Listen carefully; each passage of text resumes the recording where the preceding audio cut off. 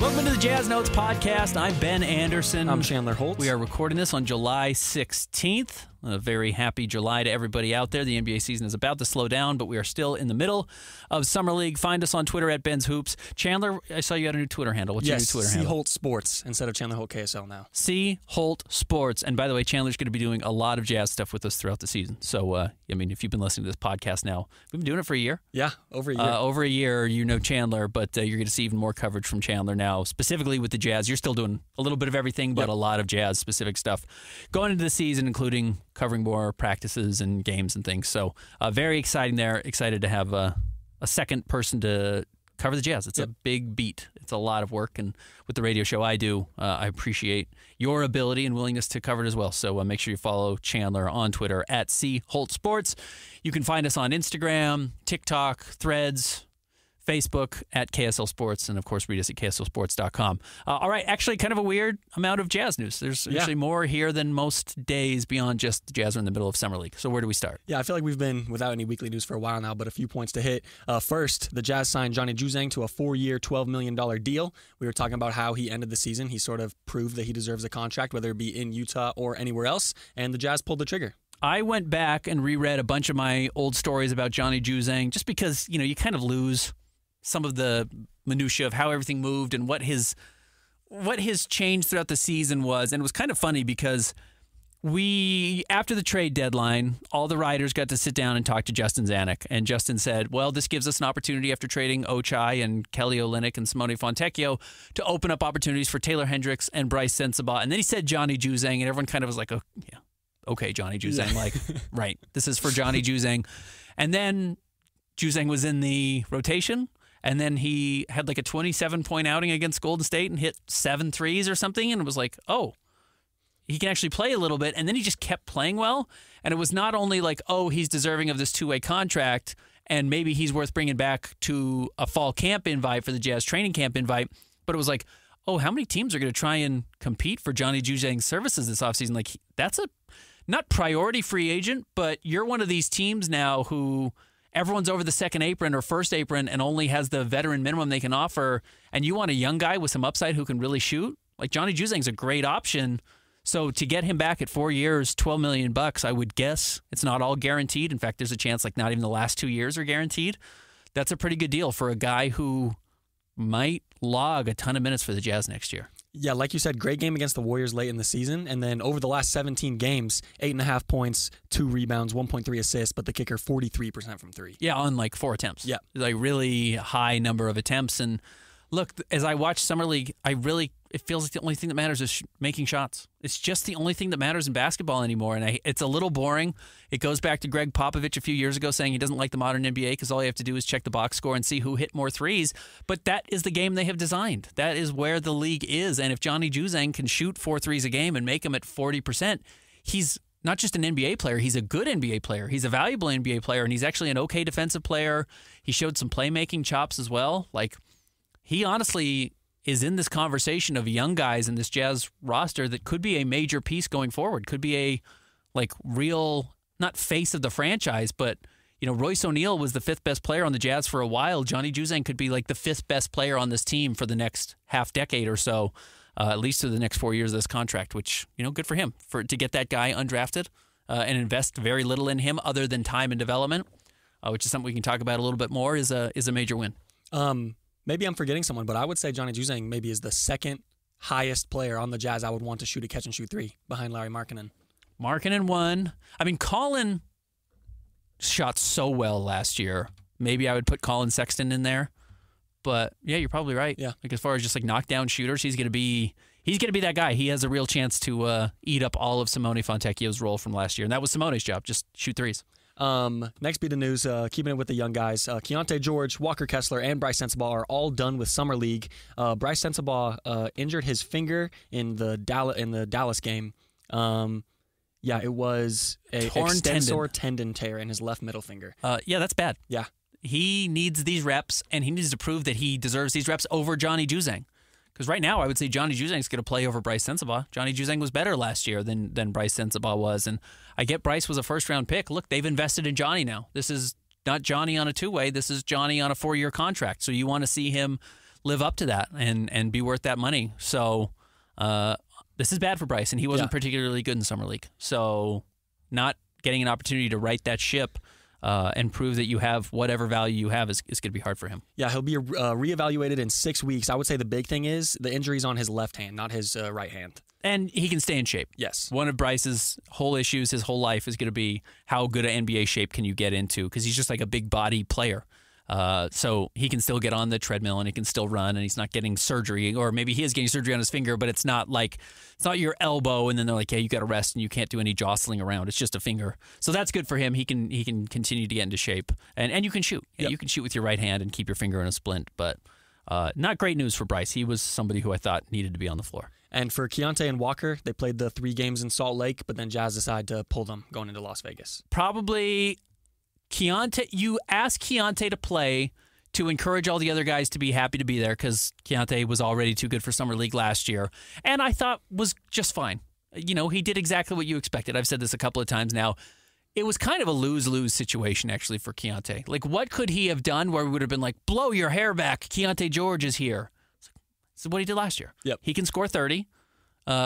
He can do it on a lot of shots, or he can do it on a few shots. And he did both. He scored 30 on 21 shots and only 5 makes in his first game, and then 30 on like 16 shots the second game. We know that about Keontae, so we didn't learn anything there, but probably good for him to show some buy-in that he wants to be a part of the Jazz. And you know what? He showed up to Snowbird when they did the jersey reveal up there. He was at Liberty Park cutting the ribbon for unveiling the new basketball court that they just revamped there.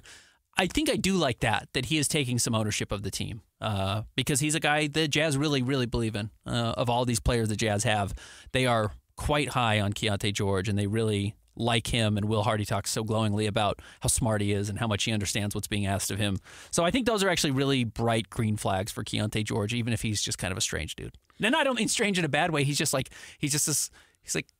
You'll see him in the locker room. He's just like, he sings and he's just like kind of loud. And sometimes you're like, is he with the rest of the team? And then you're like, oh yeah, he is. He's like absolutely bought in on this. He's kind of a interesting young person. So last bit of news here. The in-season tournament grouping, now called the NBA Emirates Cup. The Emirates Cup was announced. The Jazz are in a group with the Oklahoma City Thunder, Phoenix Suns, Los Angeles Lakers, and San Antonio Spurs. Tough draw. Yeah. Yikes. Again, I was thinking years. And now, look, the West is just tough. You could have picked any 5 teams, and you actually did get the Portland Trailblazers, right? Yeah. So that's the other worst team in the NBA. No, they're not. They're not on the team. Okay. Not this year. Last year they were. Yeah, last year they had Portland. But and you're like, yeah, well, the Lakers are bad, but the Lakers won it last year. In fact, the Lakers are going to be good in December. That's when the Lakers are always good. So, yeah, the Suns are going to be fine. The Spurs are going to be a lot better, I think. The Lakers won it last year, so they know how to do it. And who was the other team? OKC, Phoenix, Lakers. OKC, yeah. Okay, OKC's great. So, yeah, you got a bad draw. Now, again, it doesn't change. You don't have to play these teams more. You don't play these teams more than you played them otherwise in the regular season. But if you were hoping to, get some playoff experience by going to Vegas and playing in games that matter, you're not going to get to Vegas. No. And it's interesting. All of these 4 teams in the group with the Jazz have a top 10, debatably probably top 15 player. You have Shea with OKC, Kevin Durant with Phoenix, LeBron, and then Wemby in San Antonio. So regardless, it should be a good second year. I think that the first year of the in-season tournament went really well, so I'm excited to see how they build off of that in year 2. Yeah, absolutely. We don't have to go over every single Summer League game, but we can sort of just talk about some things that we saw. Yeah, we're happy to do that quickly. Started with a win over Memphis again. That was the bad Keontae George game. Yes. In fact, nobody played particularly well in Salt Lake until Keontae George, I thought, in his 3rd game. And it was really only his 2nd performance, but the Jazz's 3rd game. And then he was awesome and dominated the game and cleaned up everything from game 1. And that was, I thought, really the theme of Keontae George's rookie year last year, which was he played well and blew everyone's socks off, and then he hit some really low lows of tons of turnovers and a lot of missed shots. And then right as you were about ready to not give up on him, but be like, okay, this is tough. It's like the last game before the All-Star break against Golden State. He ties the rookie record with, was it 11 threes or 9 threes? Yep. That's crazy. That's a big night. Yep. He kind of always does that. He kind of dips and you're like, it's a really roller coastery. But the highs are so high.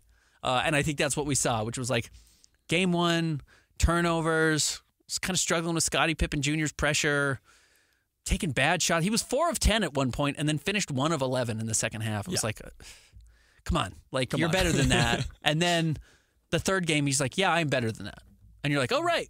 Everything's fine. Nice. He's really good. So that's just kind of the Keontae George experience right now, and it's about eliminating 5 bad shots. Because actually 5 of 15 is just fine. Go watch Dame. Go watch Devin Booker. Like, go watch the great scoring guards over the last 5 or 6 years in the NBA. The last 10 years. There are way more 5 of 16 nights than you think, but they average them out with 11 of 17 nights, and then all of a sudden they're shooting 45%. Like, that's where Keontae has to get to. 5 of 15 is totally okay sometimes. 5 of 21 is really hard. Yeah. So he's got to get rid of the 5 of 21s. And even then, he averaged 15 and a half free throw attempts a game, I think, in his 2 appearances. Like that, So he's just toying with everybody out there because he knows how to milk getting to the free throw line. And guess what? Like, everyone's complained about how boring Shai Gilgeous-Alexander to watch right now is because he just spams free throw attempts. He just knows how to get you in foul trouble. So if Keontae can do that, he can shoot inefficiently and still score pretty well because he gets to the free throw line and he shot over 90% in Summer League. One of the biggest things that I saw from the Summer League, in the last Salt Lake game against Philly, Cody Williams has 2 points on 0 for 8 shooting. Terrible game. But then he follows it up. First game in Las Vegas, 21 points, 4 assists on 9 for 15. I think that for these young guys, it's hard to have those bounce back games, right? A lot of times they'll play bad and then come back and have a slightly better game. And you're like, okay, yeah, we can point at this and this, but in that game against Dallas, the 1-point win, Cody Williams was maybe the best player on the floor for a lot of it. And I thought he was awful in the first half yesterday against Sacramento and bounced back at halftime and had a great second half. So for a guy who his whole knock, Cody Williams' entire knock at Colorado, is he deferred too much and was willing to take a backseat to KJ Simpson and Tristan Silva, who's had a very good summer league. He's actually shown a willingness to bounce back pretty quickly, and I like that because fire is going to be a major question with him. He just looks so casual. Yep. If you can get that pride to mess with him in a good way, that's good. And to make him feel like he needs to go out there and prove himself over and over and over, I think is promising. So I'm totally with you. His ability to bounce back from a bad game against Philly and turn it into a really good game against Dallas. And it does coincide with the fact that Keontae George wasn't on the floor eating up so many possessions, that Cody took over as the best player and was the Jazz's best player each of the last 2 games and was their leading scorer each of the last 2 games. I think is really promising. 2 more things to point out. Hendricks had a great game against Philly. 18 points, 6 rebounds, 3 blocks on 6 for 10 shooting. I thought that was a great game. And then also Isaiah Collier has just had a few, no games that really jump off the stat sheet, really shock you a lot, but I think that he's been consistent and looked really good. Very solid, which is good for him. He needed to be solid. Because he's going to play point guard, and that's what he is, highs and lows are a little bit bad. Now, last night was a low. He had 7 turnovers. Like, it was a disaster. But his comfort in those first 4 games is really good. So I will take, if he's good in 80% of his games and has won every 5 games where he's a disaster, you can absolutely live with that. Those are going to be the growing pains for him, and especially because he's going to be a backup. Like, he's not going to have to do it too much for the Jazz. But also, like, backup guards are like the Chris Dunns of the world that do want to light you up defensively. So he's gonna get really tested this year. But no, I think the rookie's been good. And yeah, I thought Taylor Hendricks was terrible last night and missed all 6 of his shots and was 0 of 3 from the floor and just doesn't get it going. But you remember the Philly game where he's like getting set up and he's complimentary, and that's who he is. He's never going to be a star. Yeah. He is not that super dynamic 2-way wing that's going to put the ball on the floor and score, but he's going to be a guy who can hit open threes, and when he's hitting open threes, he looks really good and is engaged and blocks some shots and grabs some rebounds. So not overwhelmed by what he's done, but actually not as underwhelmed as I think some people are. Anything else from Summer League for you? No, and we'll have a bigger breakdown next Tuesday when we've fully wrapped it up because there's still 3 games left to play. All right, let's head into a break. On the other side, we will get into your mailbag questions, and also we have a new segment.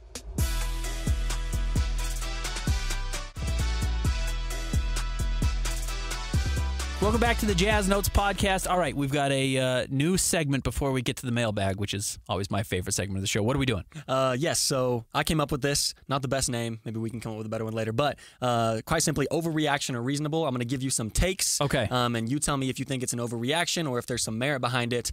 Just sort of playing into the fact that NBA fans love to overreact in the offseason. And this is kind of a collection of things we've seen on Twitter over the last 2 weeks or so. Yes. So first, the Keontae point guard experiment is over. The Jazz need to find a long-term point guard fix. Also, for all these, I'm going to give you maybe a couple stats or just why I think there could be some merit behind it.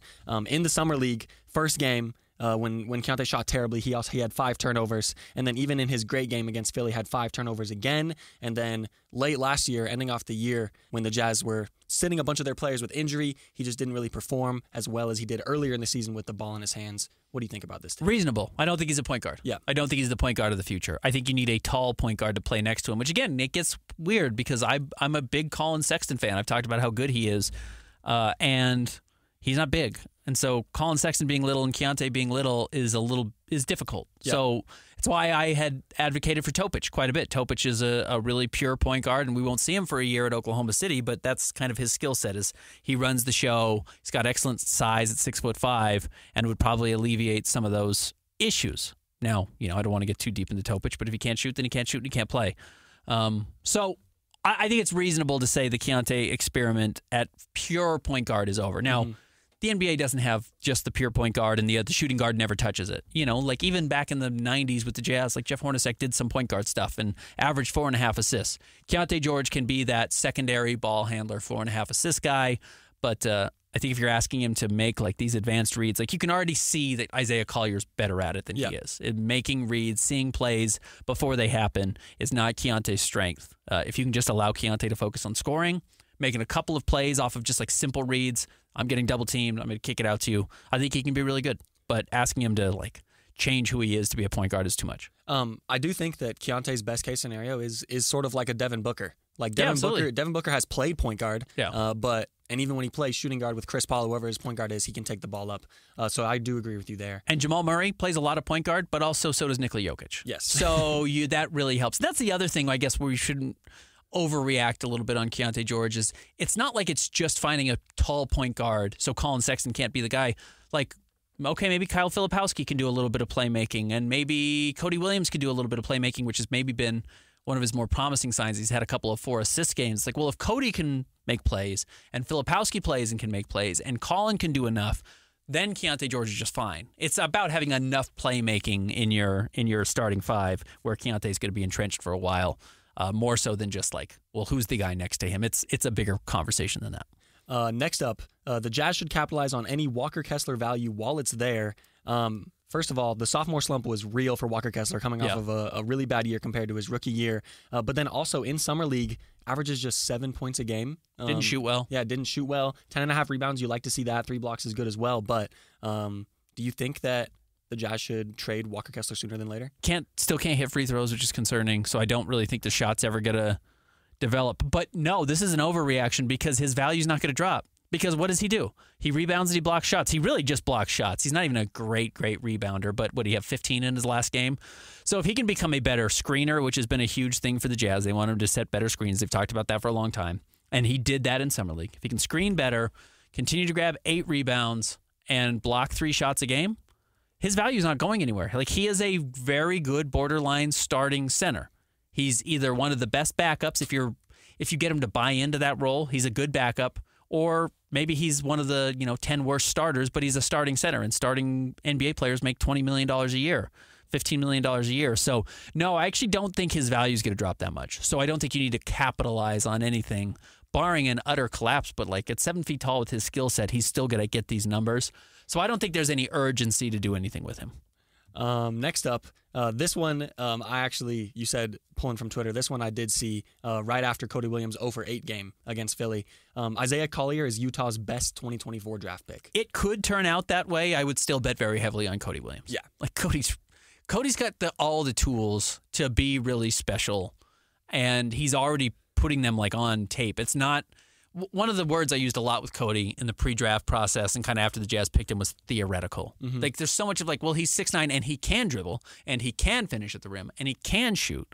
But does he do those things? Like, there's a difference between guys who can do things and guys who do things. The nice thing about Cody over these last 2 games is he's doing those things. It's not just theoretically he can dribble. The league is full of guys like Skal Labissiere who you might be saying like, who? It's like, well, he could do all those things. Theoretically, we saw him in spurts do all these different things. It's just they never happened consistently. Kevin Knox is this guy. Oh, yeah. And he, never ended up actually suiting up for the Jazz, but was traded to the Jazz. Like, theoretically, all these things Kevin Knox could do, and you saw him at Kentucky. He was on the same team as Shai Gilgeous-Alexander, if I remember correctly. So all this, like, theoretical stuff. it just never came together. Cody's already putting a lot of it together. You're seeing him attack in transition. You're seeing him fake guys out of their shoes and dunk. You're seeing him hit 3 threes in a game already. You're seeing him dish out 4 assists. So his upside with his height and the tools he's already putting on the floor make him a much better prospect than Isaiah Collier, who is not super bouncy, doesn't finish on top of the rim, clearly still has some turnover-prone issues, which I think will haunt him probably throughout his career, but he can show an ability to clean it up. Can he become, an average to slightly above average assist-to-turnover guy would be a big growth for him. But no, Isaiah Collier's good. He's certainly outperformed his draft range already, I would think. Yes. But it's been 4 games. Yeah. Next up, Utah can extend. So I would say that's an overreaction. Okay. I'll put that in the overreaction board. Utah can extend or further open their championship window by trading Markkanen. My reasoning for this is just the NBA, the Western Conference is so deep right now, and there's also probably maybe 4 teams that you're just waiting for them to get older or lose their players. I would throw the Clippers in there. Yep. I would throw the Phoenix Suns in there, the Lakers in there, and the Golden State Warriors in there at the very least. So then if you wait a few years, trade Markkanen, get some more assets, then you can sort of jump those teams when they lose their pieces. And then you have to hope that Houston doesn't take their place, New Orleans doesn't take their place, Memphis doesn't stay together forever, Minnesota doesn't reign for a decade, and the Spurs are going to be good. Yes. So you've got to hope enough teams aren't ready to backfill that, and that the new tax apron rules really do eliminate that, which we're seeing some of it. Yep. We're seeing some of it make that very difficult. So I don't want to say that's unreasonable necessarily. Where I would have qualms is, can extend their championship window. Well, they haven't opened it. Yes. So it's I said this in a conversation I had on Twitter with some Jazz fans. I think you're better off next year having the 5th worst record and having both Lauri Markkanen and Colin Sexton on your roster than you are having the worst record, guaranteeing yourself a top 5 pick, but not having either one of them. Mm-hmm. I think I would rather say I'd rather have the 5th pick and whatever that is, or the 5th worst record, not the 5th pick. 5th worst record and a 18% chance or 15% chance of winning the number 1 overall selection while still having Lowry and Collin, then losing both of them and having the worst record. Yeah. Because I don't know if Jonathan Kuminga or whatever I'm getting back, Keldon Johnson, or maybe even best case scenario, Devin Vassell, are ever going to be as good as either Lowry or Colin Sexton. So I guess I'd rather a little bit more bird in hand there for guys who aren't going to put you in such a spot financially where you can't ever get out and compete. So that's probably how I would view that. I would say it's an overreaction, but I understand the reasoning. Okay. Last one here, then we can get into the mailbag. As the roster stands, Jazz will finish with a worse record and seed in 2024. Reasonable. Yeah. Absolutely reasonable. I think the Jazz are going to have the 5th worst record in the NBA. Okay. That's kind of just, if I were to shoot my shot right now, yeah. I don't know who of Charlotte, Washington, Detroit, Chicago. They say Chicago already? I mean, I just said them. Portland is going to be worse. Yeah. But, we can go through all those teams. Okay, Charlotte, let's say Brandon Miller takes a huge leap forward in his sophomore season and LaMelo Ball stays healthy. They're better than the Jazz. Yeah. They could be better than the Jazz, absolutely. And they're in the East, which is easy to win. And Toronto should be in this group as well. But, I think Toronto's pretty good. Yeah. I think, and Brooklyn Nets with no McCall now. Brooklyn's going to be bad. Brooklyn's going to be worse than the Jazz next year. Chicago, I think, is probably worse than the Jazz. But if you said Washington, adds Jonas Valanciunas, which they did, Jordan Poole bounces back after a terrible first year in Washington, Kuzma does anything, Alex Sarr does anything, I could see it. Yeah. I could see them being better than the Jazz, especially if the Jazz aren't trying to be good. Yep. Detroit, I think, is going to be better than the Jazz. Okay. You've got Cade. You went out and you added Tobias Harris. You've just got 7 or 8 real rotation players there that haven't been all that healthy, but they add Malik Beasley. They have enough minutes to play every night. And if I watch the Jazz and I think Cody Williams and Isaiah Collier and Taylor Hendricks, I'm like, those guys are going to all play next year. And Keontae George, I don't know if he's going to win you games. He's also going to lose you games. Yes. And he's probably at a net zero at this point. So it's you only have a few guys who are actually helping you win games. I don't know if John Collins is helping you win games right now. I don't know if Jordan Clarkson's helping you win more than he's helping you lose. And if it is, it's 1 or 2. Yeah. Which the best players are 6. So it's not that's a huge knock on Jordan Clarkson. I'm just Lauri Markkanen might help you win 4 or 5 games next year. Maybe it's more than that. Maybe it's closer to 8. But just because every NBA team wins 20 and every NBA team loses 20, those are built into your schedule. Yeah. So how many more do those guys change? Not that many. Okay, let's get into the mailbag. We got a lot of questions. Yes. People are excited. Yeah, every week, about an hour before we record on Tuesdays, comes out around somewhere between 11 and 12. Ben will put out a tweet asking for your questions about the Jazz. Let's get into it. First up from Jimbo Slice. What season are we going to be able to watch Jazz games and hope that they win instead of hoping that they lose to get a better draft pick? His 2 years are 27 or 28. I think it's probably 25, 26, but it might be 26, 27. Okay. But I think, well, here's the thing. You're bad. I said they're going to have the 5th worst record. I'm going to stand by that. So you're going to get one of these guys. And you'll hear me say, like, over the next while, Cooper Flagg, recognize that is just a variable, a placeholder for any of these top 5 picks that are supposed to be in this loaded draft next year. So we'll just say Cooper Flagg because that's the guy people know about. He's going to step in and play right away, and what you basically rebuild the whole thing around. Like, the guy who steps in, as long as you don't end up with the 12th pick and they're not worth it, and 12th pick would convey to Oklahoma City, so you don't even get it. You have one of these 5 or 6 picks. Those are the guys you start really playing a lot of minutes and you develop early versus doing the Taylor Hendricks and Bryce Sensabaugh thing where you don't play them for the first 40 minutes of the game. These guys all step in and are in the rotation right away, whoever you draft with the top 5 pick next year. So with the placeholder as Cooper Flagg, you let them play. And if you win, great, you're happy to win, but you probably aren't going to be winning and you're not measuring next season on a success if you win or lose. It's, hey, did Cooper Flagg actually hit? Yeah. So next up from Jake the Lynx. The Jazz defense needs help. If John Collins and Walker Kessler are both still on the roster this season, would you expect the same John at center, Walker off the bench, or do you think there's possibility of something else where Walker starts? It's plausible that Walker could start, and maybe the Jazz would move John Collins to the bench and just say, hey, John, we think you can be better as a backup center and getting all these minutes and playing there. And still the veteran aspect of John being there. John did, I think, everything the Jazz asked of him last season. And there's probably some hope internally that John is either good enough that he asks out of his contract or you can trade him as an expiring deal. So you play him and highlight him. If you bury John Collins on the bench, he's picking up his second year or the player option in the final year of his deal, which is worth $25 million, even though teams have some salary cap space to spend next year. But if he steps in and plays really well and someone's like, yeah, he's a starting caliber 4 or 5, he could maybe make more than that $25 million. And maybe he says, hey, my athleticism is not always going to be here. I should sign one more deal right now as a 28-year-old and opt out a year early and try and sign a 4-year, $90 million deal or something versus just taking 1 year and 25, where the Jazz at that point don't have any interest in playing me and are just using me as an expiring contract, and I might end up somewhere I don't want to be. So I think you highlight John Collins a little bit next year because you own Walker Kessler's rights forever. Yes. As a rookie. You can qualifying offer him and then have him as a restricted free agent and then sign him to whatever you want. So there's a little more urgency to play John, in my opinion. Next up from Todd Crow. Why am I watching and rooting for Kenny Lofton Jr. the most? Am I alone in thinking he can do what he does in the rotation? Do you know what the brass thinks of him? I think they're intrigued by him.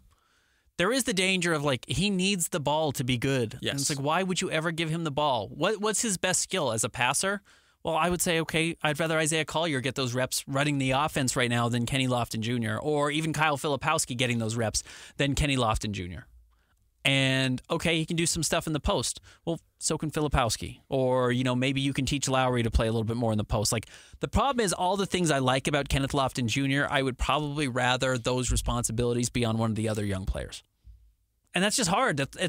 It's really interesting on a G League team. Yeah. It's really hard to say, like, we're going to invest all this development into a player like Kenneth Lofton Jr. because ultimately there are going to be some restrictions, which he doesn't have great size. He's not going to be a guy you start ever and play 35 minutes a game and build your offense around. So it's just, I'm really intrigued by Kenneth Lofton Jr., and I understand the catch-22 of giving him the ball a whole lot if you're an NBA team. I think if Kenny Lofton Jr. played in the late 80s, early 90s, he would be dominant. Yeah, really cool. yeah, right. Agreed. And today's NBA, he just, like, again, the best thing for him would be if he learns to shoot 40% from 3. Yeah. Like, that's really the cheat skill for him, which is like, okay, then his playmaking unlocks a little bit that he can do more than just shoot the 3. But I would love to give him the ability to stand up at the 3-point line. You have to guard him, and either makes the 3 if you don't, or he drives past you and makes a play for somebody else. It's just like, it's pretty basic basketball. And he's got all these fun complexities to his game, and there's a reason why not that many players play like that. Yeah. Next up from Dan Mercer, a little bit of overreaction or reasonable in the mailbag. How concerned should we be with Taylor Hendricks and Bryce Sensabaugh? I just not very. Yeah. In all honesty, like, not all these guys are going to hit. You don't need them all to hit. You're getting a lot of cracks at the bat because you only need to connect on one or two. And I think Keontae's playing well enough to say, like, it looks like a hit. We'll see with Cody Williams, but you know what you have? 3 draft picks again next year. Like, yes. You just have a lot of bites at the apple, and that's where the Jazz have set themselves up. Now, I think Taylor Hendricks is going to be fine. Taylor Hendricks, I think, is going to look better in the regular season than he does in Summer League because, like last night where Keontae's not playing, Walker's not playing, Bryce isn't playing, all of a sudden he's kind of the veteran on the roster, and he's asked to make plays. Kenneth Lofton Jr. didn't play last night either. You're asking Taylor to, like, be a veteran? He's not there yet, He hasn't developed that much, and his skill set does not lend itself to that, where a Kenneth Lofton Jr. can do all these little things. That's not really what Taylor does. Taylor's going to shoot open threes, block shots, rebound, do a little bit of rebound, and go and maybe pick up a couple of assists a game. He's just not going to be this, like, all-encompassing player, and he doesn't need to be really valuable. There are guys who, like Robert Covington, who played in the NBA for a really long time and might still be in the NBA, that blocked shots, provided good complementary defense.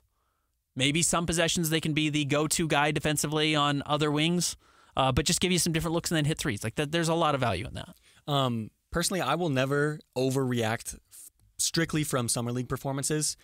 Victor Wembanyama's first Summer League game, he had 9 points on 2 for 13 shooting. It was terrible. And then he goes and has a top 5 rookie season of all time. Yeah. And then second, Taylor Hendricks is a really interesting player because you can't look at specifically stats. You can't look at stats and take away how he performed, but also even just watching the game, I feel like it's the little things for him that really show his impact. Like he'll get some blocks and he'll get some steals, but moving your feet on defense, guarding 1 through 4, I think it's those things that you look at. And I agree with you. I think that with the veterans around him, he will just play better in his role in the regular season. And some of his strengths are he does things that other Jazz players don't do. Like you're saying, moves his feet defensively, and he gets burned occasionally, as everyone does in the NBA. Today's league, the offensive players are too good. There's no real lockdown defensive players. Even even Lou Dort gets lit up sometimes. It just happens. And he's also very young. Remember, he is 16 months away from thinking he wasn't an NBA player. Now all of a sudden he's going into his second year in the league. So a lot of growth there to be done. And Bryce Sensabaugh, it's a low cost if he doesn't make it. He, again, like Kenneth Lofton Jr., his best skill set would be, can you learn to shoot 40% from 3 and not be a zero defensive player? Yep. That's his ticket to sticking in the NBA. Don't dribble, just make threes when they're open for you, and that's what you got to do. Next up from Brady NBA, do you have any insight on how our development staff compares to others of the NBA? I'm getting worried we can draft pieces but not get them to where they need to be. That's a huge question, and that is the next big development for the Jazz is this G League staff, and the Jazz's main coaching staff needs to develop well, and that is something that Quinn Snyder's group did really well. I mean, they have a ton of success stories. You can go down the line of Rudy Gobert, Donovan Mitchell, Joe Ingles, George Niang, Royce O'Neal, like guys who they took in that were relatively unheralded and outperformed their draft position or the money that they were making in their first years. So that's a huge gamble that the Jazz are making and betting on their ability to do it. And look, the nice thing is if it doesn't feel like the G League staff is doing it, you can replace them. And I've met Wojciechowski and talked to him a few times, and they seem to like him, and they liked Scott Morrison a lot, who was leading him before that, and they promoted him up to Will Hardy's staff.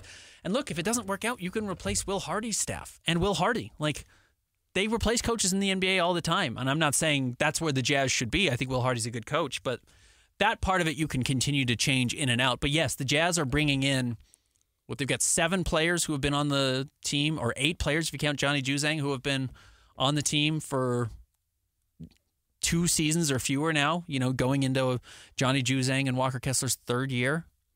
So it's early to still say, these guys haven't developed at all. It took a while for Rudy Gobert to be good, and Donovan was pretty good when he got here. And look, Royce O'Neal went and played in Europe for a couple of years before he got here. That's different than drafting 3 19-year-olds and expecting them to be good right away. But that is a huge question. And, maybe the guy who's the biggest green flag that they've developed well is Johnny Juzang. Yeah. He came in and was good and a little bit older coming out of UCLA, but has developed into a nice player. So maybe there is some signs that they can do it. From my outside point of view, I would say it's somewhere in the middle of the pack, 10 to 20 out of 30, because there are teams out there like Chicago and Detroit who just don't get anything. Don't do anything with their draft picks. But there's teams like Oklahoma City that really figured it out with the blue. Now it helped that their current head coach, did he win Coach of the Year, Mark Daigneault? I think he did, yes, right? Yeah. He was their G League coach. It's like, well, they had a really good coach at the G League too, and he just moved up. So that helped them. So yeah, you've got to develop these guys, and you hope that you have the right players in place. I would say yes, middle of the pack right now, with not a lot of obvious wins, but no clear like, oh man, they lost. Because look, Keontae George is a lot better. Yeah. Keontae George is better today than he was last year. So that's a plus. I would also say it's a plus that they can sort of analyze these players and know what they or pick what they think is the right direction to move, like moving Keontae to an off guard. Yep. Next up from Derek Nem, what does a typical improvement plan look like for young players? Do the coaches give them a list of things to work on before reporting back? Do players do their own thing? Do they have specific drills they're asked to do, etc.? Jazz, every team gives them very specific things to work on. Okay. You know, parts of their body. And look, like a lot of these guys have stayed in Salt Lake. Keontae, Taylor, Bryce all stayed in Salt Lake over the summer. They'll go to L.A. for stretches to work with specific coaches or be with specific players for a while, but they are in Salt Lake working, so you can kind of keep a closer eye on them, even though there's not supposed to be an X amount of interaction during the offseason, so players can get an actual break. But I remember one of the things last year, like Taylor, we asked him late in the season, Taylor Hendricks, what do you want to work on? What do you want to come back better at? He's like, I want to be a better ball handler. I really want to work on like creating off the dribble.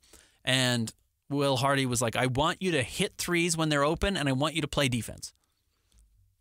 So it's like, and these were two different conversations that we had with two different people, and it's like, yeah, that is a constant battle. I'm sure Taylor wants to prove that he can be Cody Williams and do those types of things and score, because scoring gets you a $200 million contract, and the Jazz are like, well, we want you to not be a bust, and the best thing you can do, the safest bet, is to hit threes consistently and play defense.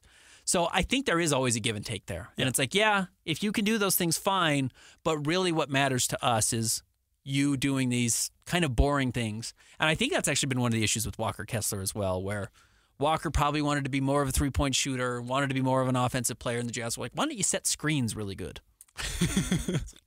What do you mean? How am I going to practice that in the offseason? Like, just go run pick and roll screens over and over and make contact with the guard, which, by the way, hurts. Yeah. It's like, do that over and over and over. That's not fun. But, yeah, that's not fun. But it's why, you know, Jaron Collins was in the NBA for 12 years because he was a great screen setter. Jerry Sloan loved him because he would set good screens. Like, that really matters. That really will extend your livelihood and make the actual offense way better.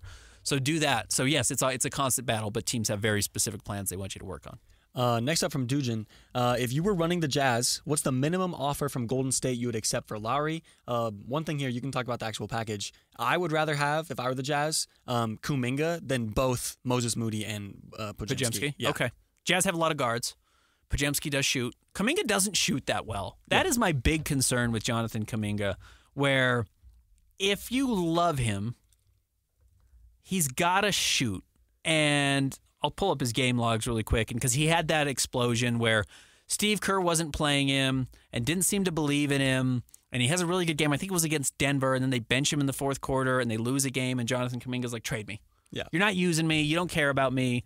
And Steve Kerr comes out and apologizes and says, you're right. You were playing well. I made a mistake. I should play you more. And then Kuminga goes on a bit of a run and plays well. But like even last year, his breakout season where he averages 16 points and 5 rebounds and 2 assists, shot 32% from 3, which is borderline unplayable. Yes. And he's on the best spaced floor team ever.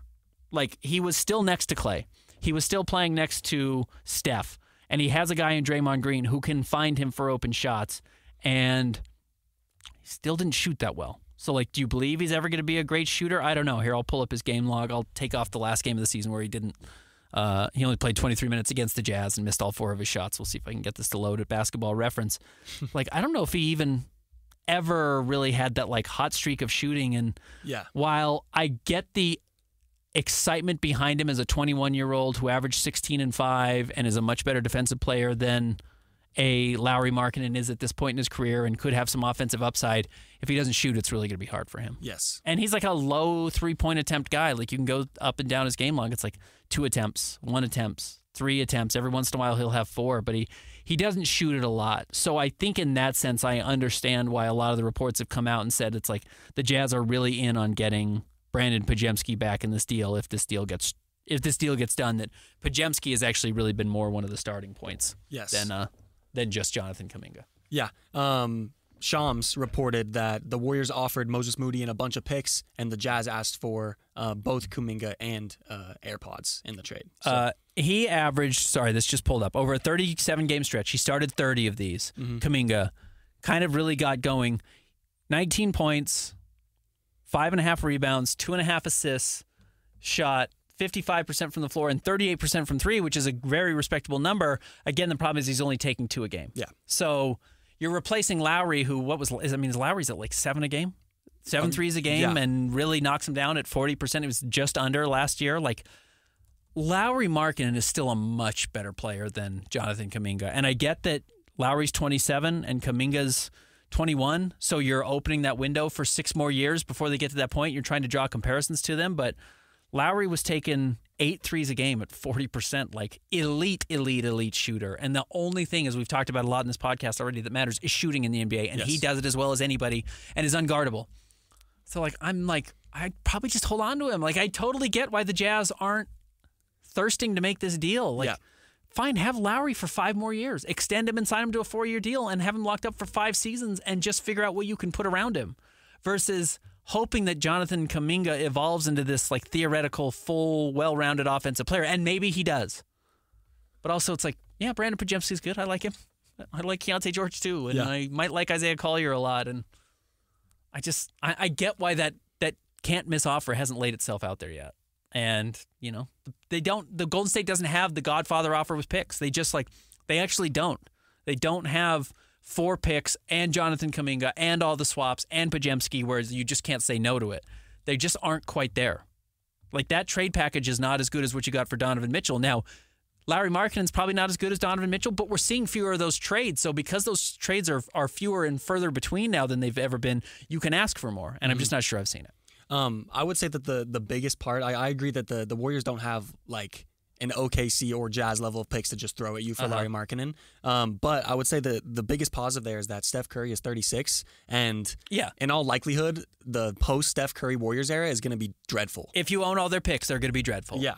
So I would say that, and also correct me if I'm wrong, isn't Lauri extension eligible in about 3 weeks? August 6th. Okay. Yeah. So that's when we will get a much clearer picture of what's happening.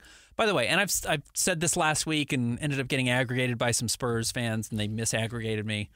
Everything the Jazz have done points in the direction of holding on to Lauri Markkanen. Yes. And being bad next season. They have not added a single good veteran, with all due respect to Drew Eubanks. He's replacing Omer Yurtseven. Yes. He's not stepping in to be your starting center, and maybe he'll play a little bit here and there, but okay, if Drew Eubanks is your starting center, how good are you? You're not good. So they haven't spent any money. They haven't even signed these guys yet. That they have Drew Eubanks, Johnny Juzang, Kyle Filipowski hasn't even signed his rookie second-round draft pick deal yet.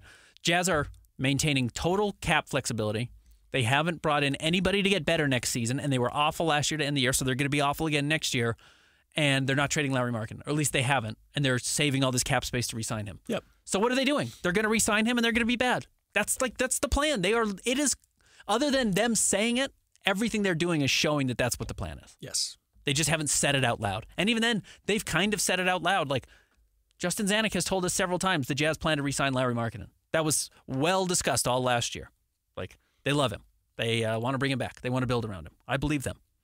Anyways, sorry. So, to get back to the final question, I would want Kuminga, Podziemski, and Moses Moody and all their picks. Yeah. I think it's that or don't do it. Or just don't do it. Yeah. And because guess what? The next deal next year will be just as good, if not better. Someone's still going to want Lauri Markkanen. He's not going anywhere. Especially because next year he'll be on his contract. Yes. For 4 more years. Starting for 4 years next year, which you don't get team control of guys for that long. That's why Donovan Mitchell did have that value. You had him for 3 years before he had to renegotiate. Next up from Jay Christian, would you trade for Brandon Ingram if you could extend him at $35 million a year? Me personally, absolutely not. Yeah, I don't think so. No. Last year, Brandon Ingram averages basically 25-5. Granted, really good shooting splits, or at least 49% from the floor, 36-ish% from 3. But I just don't think he really moves the needle in any direction for the Jazz. And I want to maintain financial flexibility as all these opportunities that you can't see are going to come to fruition in the next couple of years with all this tax apron stuff. You really lose that ability to be the most flexible team. You should have some strength on your roster. The Jazz main strength right now is flexibility, and they have the most flexibility of anybody in the NBA. Oklahoma City had that for a little bit, and then their players got so good they don't have that flexibility anymore. In fact, they've spent all their money now. Yep. They don't have flexibility next year because they got Isaiah Hartenstein. So you don't have that flexibility. The Jazz are the team that have it.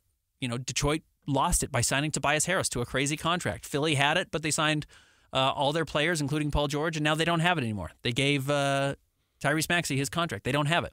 The Jazz are going to be the most flexible team in the NBA with zero expectations to win. There actually is a lot of strength in that that nobody else is going to have, so you're going to be able to facilitate trades or take on players or whatever that other teams can't. Next up from Jazz Time Jones, what's the Chris Dunn status if you have one? Jazz must be wanting draft capital to take a salary dump in the S&T. They might want a trade exception. They might want a second-round pick. They might say, hey, let's see what happens in the Olympics. Let's see who gets hurt. And you're going to sign Chris Dunn, and if you want to do a sign and trade, and maybe Russell Westbrook has to end up in Denver, and maybe Denver now needs an extra piece because Deron Holmes, their first-round draft pick, tore his Achilles, and they need a forward now, and they need someone to take back space so you can get a forward to step in and play or a backup center to play behind, Jokic now. It's just like there's just a lot of things. There's no real need to get this done quickly. The Jazz know Chris Dunn's not going to be on the roster next year. The Clippers know Chris Dunn is going to be on their roster next year. So just let's see what presents itself that you can loop in and everyone can get a little something out of this. Yep. Because if the Jazz just said, no, we're not going to do it, they would just sign Chris Dunn right away.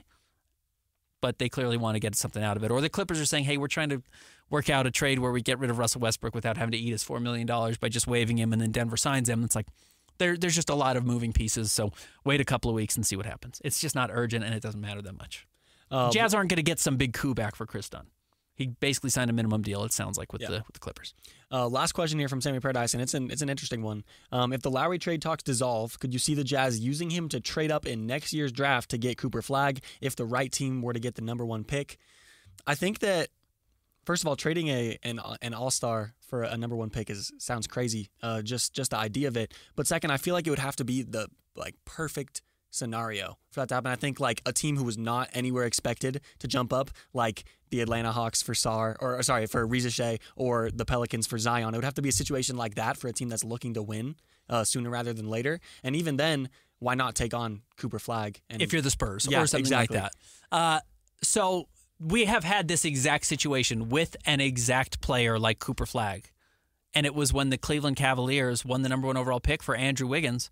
And we do this because we're like, Victor Wembanyama was the greatest draft prospect since LeBron. And look, he looks like he is. But we did the same thing about Zion. And people forget, we talked about Wiggins that same way. Yes. We were like, this draft class with Wiggins and Jabari Parker and Maple Jordan, he's awesome. And everyone was watching every Kansas game. And then out of nowhere, Joel Embiid is actually the best player. People forget how crazy that draft conversation was. Dante Exum was this unknown mystery who might be the best player of all of them. Aaron Gordon's out there, Yeah. So the Cavs win the lottery pick, or win the lottery, draft Andrew Wiggins, and LeBron says, hey, I want to come play in Cleveland. I would from there, and you have Kyrie Irving also, and I think you guys are ready to win. I can't win with Andrew Wiggins, though, so you know what you should do? You should trade him for an all-star big man, and his name's Kevin Love. Yeah. It's like, and then they did win a title, 2 or 3 years later. It's like, that's the exact situation. And funny enough, not that they're all that similar players, but Kevin Love and Lauri Markkanen were both probably the 25th best player in the NBA. And are the ideal third piece for a team that's that close to win a title. You just need him to get over the top. Yes. So okay, that actually makes sense. So yes, who is that team? I don't know. That's really hard to see. Who could change hands in free agency? It's the Philadelphia 76ers, and I don't even know what draft capital they control. Yes. But it's let's say Joel blows up his knee in the Olympics and can't play all of next year, but is going to be 100% healthy 2 years from now. They win the number one overall pick. Paul George has a borderline MVP level season. He's back to classic Paul George. Tyrese Maxey takes that next step again. They're like, oh man, Tyrese is A+. Paul George is A+. You're right there with Joel once he's healthy. They just need Lauri Markkanen, and they are guaranteed the best team in the Eastern Conference. But they got the number one overall pick and can't wait to develop Cooper Flagg. That's the situation. Yeah. That you could trade Lowry for. But I just think it's 28 of the 29 teams, not counting the Utah Jazz, would just hold on to him. No, definitely. Because the expectations is he's going to be that good. And also, like the 5 to 8 teams that are most likely to get the number 1 pick, making a win now trade for that pick is just not a smart move. So right, but yeah, maybe you can get up to 3. You know, maybe you end up with 6 and you move up to 3 or 2 because whoever the other player is that you really believe in, we don't know who the number 2 player is. A lot of people think it's Ace Bailey, but it's like we're so far out from that. You know, again, Isaiah Collier was projected to be the number 1 pick this year and went 29. Yeah. I think Cooper Flagg's going to be the number 1 guy, but we don't even know that. Like, he's probably going to be the best player in college basketball next year, but he might not be. One of these other guys might step up and blow you away. So it's just a long ways out. That'll do it for our podcast today. Appreciate everyone interacting as always. Fun to answer your questions. We'll go more in depth in the Q&A that we publish at KSLSports.com. Also subscribe to the Jazz Notes newsletter. Comes out every Tuesday. Gets you some access to some early information as well. So appreciate you doing that. Chandler, remind us your new Twitter handle. C Holt Sports. You can find me on Twitter at Ben's Hoops. And of course, read us as always at KSLSports.com. We'll be back again next week.